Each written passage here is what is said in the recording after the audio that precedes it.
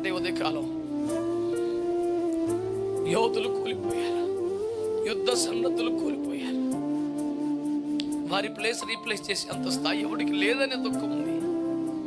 చిన్నప్పటి నుంచి చర్చిలో పుట్టి పెరిగిన వారులారా, సండే స్కూల్లో పెరిగిన వారులారా, ఉపదేశ క్రమంలో ఎరిగిన వారులారా, మీరు కూడా విశ్వాసంలో బలహీన పడితే ఎలాగా, మీరు కూడా లోక స్నేహంలో పడిపోతే ఎలాగా, మీరు కూడా సినిమాలకి సిగరెట్లకి అలవాటు అయిపోతే ఎంత ఘోరం, మీరు కూడా తల్లిదండ్రులకి అవిధేయులుగా మారిపోతే ఎంత ఘోరం అది. మీరు అరణ్యంలో యాత్రానుభవాలలో బండలో నీళ్లు తాగిన వారుగా, మన్నా తిన్నవారుగా, మేఘము కింద నడిచిన వారుగా, దూత వెనక నడిచిన వారుగా, మీరు ఐగుప్తీయుల కంటే ప్రత్యేకమైన వారుగా ఉండాలి కదా. యోధులందరూ చనిపోయారు, మహానుభావులు చనిపోయారు, పరిశుద్ధులు చనిపోయారు, పెద్దలు చనిపోయారు. వారితో పోల్చుకుంటే నా బతుకెంత, నా సేవ ఎంత? ఒక నీ విషయంలో కూడా అంతేనేమో. మీ అమ్మ చేసిన ప్రార్థన చేయలేకపోతున్నావేమో, మీ నాన్నంత నిష్టగాను ఉండలేకపోతున్నాం భక్తిలో. వారు పెంచినంత రోషముగా క్రమముగా బిడ్డల్ని పెంచలేకపోతున్నావేమో. కానీ దేవుని వాక్యం చెబుతుంది, విను, ఆ యోధులకు ప్రతిగా కుమారులు పుట్టారంట. దేవునికి స్తోత్రం కలుగునుగా.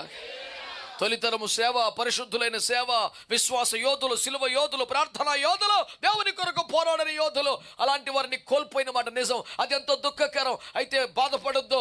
కొత్తగా ప్రభు మాట్లాడుతున్నాడు, ఆ యోధులకు ప్రతిగా మిమ్మల్ని పుట్టించుకున్నాను నేను. దేవునికి స్తోత్రం చెప్పండి గట్టిగా. మనం అరణ్యమందు పుట్టిన వారం అంటే విశ్వాస ప్రయాణంలో పుట్టిన వారం, ప్రభు నమ్మిన తర్వాత పుట్టిన వాళ్ళం, ఈ భక్తిలోకి వచ్చినాక పుట్టిన వాళ్ళం, ఈ లైన్లోకి వచ్చాక పుట్టిన వాళ్ళం.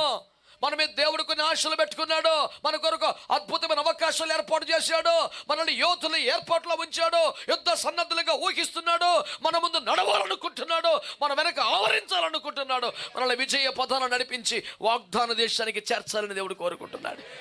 దేవునికి స్తోత్రం చెప్పండి మంచిగా. హల్లెలూయా. యుద్ధ సన్నద్ధులై ఐగుప్తులోంచి బయలుదేరిన యోధులంతా చనిపోయారు. అయినా దేవుని ప్రణాళిక చచ్చిపోలేదు, దేవుని ఏర్పాటు ఆగిపోలేదు, దేవుని కార్యం ఉపసంహరింపబడలేదు. సర్లే పోనే, ఇంకేం చేస్తాం, ఇక ఎంతో ఆశలు పెట్టుకున్నాం పోయారిక అని చాప చుట్టేసిన బాపతి కాదు. హల్లెలూయా, హల్లెలూయా. ఒక మహా ప్రాజెక్టు స్టార్ట్ చేస్తే దానికి కీలకమైన వ్యక్తి మరణిస్తే ఆ ప్రాజెక్ట్ ఏమవుతుందో నేను ఊహించడం కూడా కష్టమే. కానీ దేవుని బిడ్డలారా, ఒక కథ నడపాలనుకుంటే కథానాయకుడే చనిపోతే స్టోరీ ఎట్లుంటుందో. కానీ ఐగుప్తు నుంచి వాగ్దాన దేశానికి బయలుదేరిన యోధులందరూ దారిలోనే చచ్చిపోతే దేవుని ప్రణాళిక చావలేదు. ఎందుకంటే దేవుడు చావులేనివాడు, దేవుని ప్రేమకు శక్తికి మితి లేదు, ఆయన బాహుబలము తక్కువ కాలేదు, ఆయన హస్తము కొరచవ్వలేదు. హల్లెలూయా.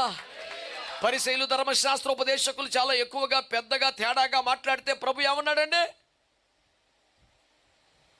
మీరు మౌనంగా ఉంటే రాళ్ల వల్ల అబ్రహామునికి సంతానం పుట్టించుకుంటాను నేను. దేవుడు రాళ్ల వల్ల కూడా మహిమ తెచ్చుకుంటాడు. నీ ఉండగా రాయిగా ఛాన్స్ వెళ్ళటం ఎందుకు? నువ్వే ఆ స్థాయిలో ఆ గ్యాప్లో నిలబడమని ఈ పూట ప్రభు పెట్టి మీకు జ్ఞాపకం చేస్తున్నా. యోధులు చనిపోయారు, నువ్వు కూడా పనికి రాకపోతే ఒక రాయి ద్వారా దేవుడు పని చేసుకుంటాడు. ఒక కుక్కని వాడుకున్నాడు, కాకిని వాడుకున్నాడు, కర్రను వాడుకున్నాడు, ఏటి రాయిని వాడుకున్నాడు. ఎలాగైనా ప్రభు కార్యం చేస్తాడు. పాడి ఆవుల్ని వాడుకోలేదా, చిన్న చేపను వాడుకోలేదా దేవుని కార్యం కోసం? దేవుడు ఎవరైనా వాడుకుంటాడు. నీకు ఛాన్స్ పోతే కొన్ని వేల సార్లు చెప్పిన మాట మళ్ళీ జ్ఞాపకం చేస్తున్న ఉదయకాలం, నాలాంటోడికి నీలాంటోడికి ఏసై తప్ప ఇంకొక ఆప్షన్ లేదు. కానీ ఏసైకి మనం తప్ప ఆప్షన్ లేసిన సీనే ఉండదు. బోల్డ్ ముందు ఉన్నారు, అవునంటారు కదంటారా? నాకైతే ఆయన తప్ప దిక్కులేదు. అందుకని రాజబాబు గారు